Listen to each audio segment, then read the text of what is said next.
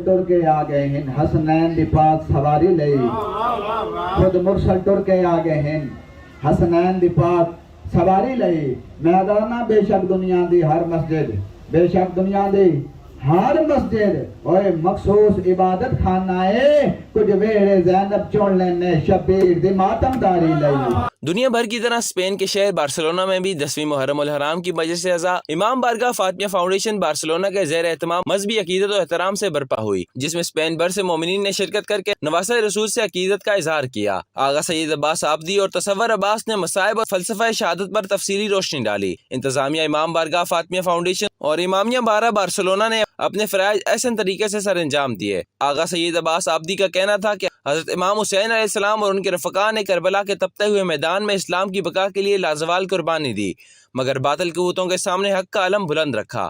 Mumtaz Munir Sahotra, UK and Europe 44 Spain.